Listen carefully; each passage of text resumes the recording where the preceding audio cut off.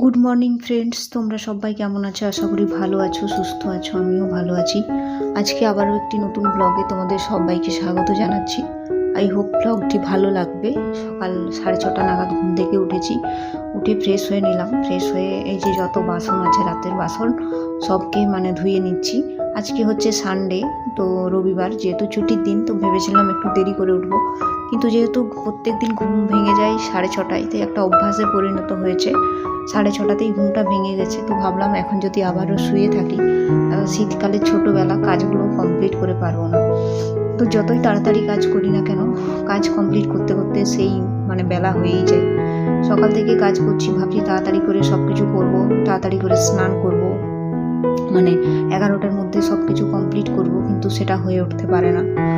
আজকে রবিবার, ছুটির দিন, তো ভেবেছিলাম যাই হোক অনেকটা কাজ পাবো, সময় পাবো, কিন্তু সময় কি আর বলো দাঁড়িয়ে থাকে? সকাল থেকে যতই কাজ করো না কেন, এক এক করে সময় নিজের ওই ছোটোখাটো কাজগুলো করতেই পেরিয়ে যাচ্ছে। যে আজকে ছুটির দিন এক্সট্রা কোনো কাজ করব বাড়ির, সেটা আর হয়ে উঠছে না। তো যাই হোক, যাই করলাম সেগুলোই তোমাদের সাথে শেয়ার করলাম। আর আমার ব্লগটা একদম ছোট্ট ব্লগ, প্লিজ তোমরা স্কিপ না করে দেখো, ভালো লাগবে। তো এখানে কালকে সবজি খোসাগুলো পড়ে আছে, সেগুলো তো একদম তোলা হয়নি। তো ভাবলাম সেগুলোকে একদম তুলে ফেলে দিই ডাস্টবিনে, কারণ আজকে ডাস্টবিনটাও পরিষ্কার করতে হবে। অনেকদিন ধরে সবজি খোসা জমে অনেক পুরো ভর্তি হয়ে গেছে। আর তারপরে হচ্ছে যে এই জায়গাটা আজকে ধুয়ে নেবো ভাবলাম।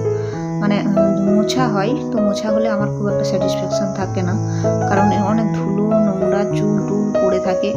তারপরে এমনিতেই বাইরে তো বুঝতেই পারছো প্রচুর নোংরা হয়, পাখি টাখি ঢোকে মাঝে মধ্যে, খাওয়ার যেহেতু থাকে তাই। তো ভাবলাম যে ঝাঁট দিয়ে ভালো করে জল দিয়ে পরিষ্কার করে নিলে যত নোংরা আছে সব একদম ধুয়ে চলে যাবে। তো আজকে রবিবার হোক আর যেই বারই হোক না কেন, এগুলো তো প্রত্যেক দিনের কাজ, কিন্তু এই কাজগুলো করতে করতেই না আমার একদম সত্যি কথা বলতে একদম টাইম পেরিয়ে গেছে। আমি ভাবলাম আজকে নতুন করে কিছু কাজ করব, নতুন করে কোনো কাজই করতে পারলাম না। তারপরে হচ্ছে যে চা খেয়েছিলাম বিছানায় বসে, তো সেগুলোকে তুলে নিলাম, আর চায়ের কাপগুলো আর এই যে ব্ল্যাঙ্কেটটা, এটাকে একটু ভাঁজ করে নিচ্ছি, কারণ শীতকালে দেখবে বিছানা প্রচুর জিনিসপত্র হয়, কাঁথা কাপড় সব কিছু। তো এটা যতই ভাঁজ করি না কেন একটু করে আবার খুলে যাবে, কারণ জানি, কারণ সে বসবে যখন আবার সেটাকে তুলে খুলেও একদম পায়ে মুড়ে দিয়ে বসবে। তো তাও বিছানাটা না ঝাড়লে সকাল থেকে কীরকম একটা লাগে বলো। তো এই সকালবেলায় ঘুম থেকে উঠে একদম বিছানাটা ঝেড়ে নিচ্ছি, আর তারপরে রান্নার কাজে যাব। আর আজকে যেহেতু ছুটির দিন, আজকে চিকেন বা মটন কিছু একটা তো হবে। তো কী হবে জানি না, সে বাজারে গেছে, যাবে, চলে যাক, কী আসে তারপরে রান্নাই থাকবে সেটা দেখো। তো তারপরে এই যে সে চলে এসছে, ওদিকে ভাত হচ্ছে। আর তার আগে কিন্তু আমি একটা রেসিপি করেছি, সেটা হচ্ছে বেগুন ভাজা। তো বেগুন ভাজা হয়ে গেছে, আর এদিকে হচ্ছে পেঁয়াজ আর টমেটোটা ভাজছি। আর সে হচ্ছে মটন নিয়ে এসছে, একদম ভালো, বেশ ফ্রেশ পেয়েছিল। আমি বলেছিলাম যে দেখো টাটকা যদি পাও তাহলে নিয়ে আসবে, আর নয়তো চিকেনই নিয়ে আসবে, কারণ আমি মটন খুব একটা পছন্দ করি না। আর অনেক সময় দেখবে সে ফ্রিজের জিনিস দিয়ে দেয়, ফ্রিজে সে সাদা হয়ে থাকে মাংস, সে তো বুঝতেও পারে না, একদম নিয়ে চলে আসে। দিয়ে আমি বলি যে এগুলো তো টাটকা নয় একদম, কালকে হয়তো কেটেছে, অনেক বেশি হয়ে গেছে, রেখে দিল ফ্রিজে, আজকে দিয়ে দিল, এরকম হয়। তো আজকের মাংসটা দেখলাম একদম ফ্রেশ, তো খুব ভালোই লাগলো। তো যাই হোক, রান্নাটা করে নিচ্ছি।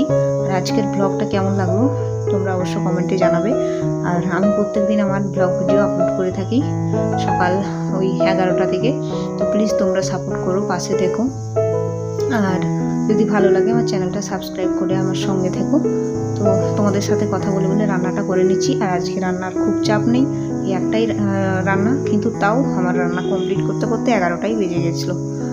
ছুটির দিন বলে কিছু মনেই হলো না। তো চলো আজকের মতো এখানেই ভিডিওটা রাখলাম। আগামীকাল তোমাদের সাথে আবার দেখা হবে সকাল 11টায়। তো ততক্ষণে তোমরা সবাই সুস্থ থাকবে, ভালো থাকবে।